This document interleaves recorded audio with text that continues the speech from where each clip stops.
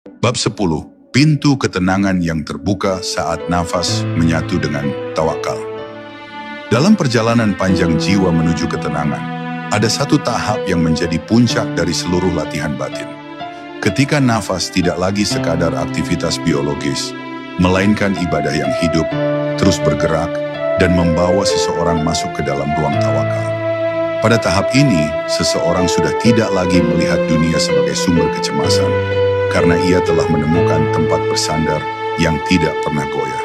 Nafasnya menjadi tanda pasrah, langkahnya menjadi tanda syukur, dan hatinya menjadi tempat Allah menitipkan ketenangan yang sulit dijelaskan dengan kata-kata.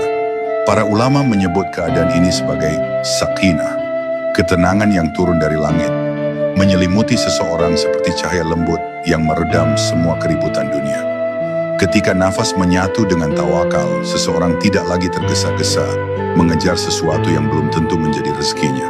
Ia berjalan dengan tenang, karena ia tahu bahwa apa yang tertulis pasti akan datang, dan apa yang tidak tertulis meski dikejar sekuat tenaga, tidak akan pernah menjadi miliknya. Nafas yang tenang membuat batin mengerti bahwa dunia ini tidak perlu digenggam terlalu erat. Ketika seseorang terlalu mencengkeram sesuatu, ia justru akan merasakan sakit saat takdir memintanya untuk melepaskan. Namun ketika ia menggenggam dunia dengan ringan, seperti menggenggam air, maka ketika takdir mengambilnya, ia tidak akan robek, tidak akan hancur, dan tidak akan kehilangan dirinya sendiri. Tawakal bukan berarti menyerah tanpa usaha, tetapi berjalan dengan penuh usaha, sambil percaya bahwa hasilnya berada di luar kendalinya. Nafas menjadi guru besar dalam hal ini. Setiap tarikan nafas adalah usaha, setiap hembusan adalah menyerahkan hasil kepada Allah. Mereka yang mampu menempatkan diri dalam ritme ini akan merasakan keajaiban. Kecemasan berkurang, tekanan hidup menurun, dan hati menjadi lebih lapang dalam menghadapi setiap ujian. Ia tidak lagi terkejut ketika diuji, tidak lagi terangkat ketika dipuji, dan tidak lagi runtuh ketika dihina. Ia menjadi kuat bukan karena ia berkuasa, tetapi karena ia bersandar kepada Yang Maha Kuasa.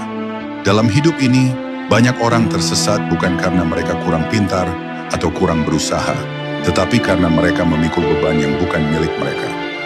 Mereka memikul masa depan yang belum terjadi, memikul ketakutan yang belum tentu menjadi kenyataan, dan memikul kegelisahan yang sebenarnya hanya bayangan pikiran.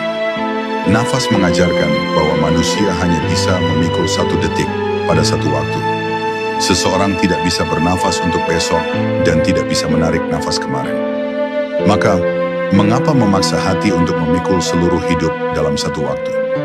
Ketika seseorang memusatkan kesadarannya pada satu nafas yang sedang ia hirup, ia akan merasakan bahwa hidup ternyata tidak seberat yang dibayangkan.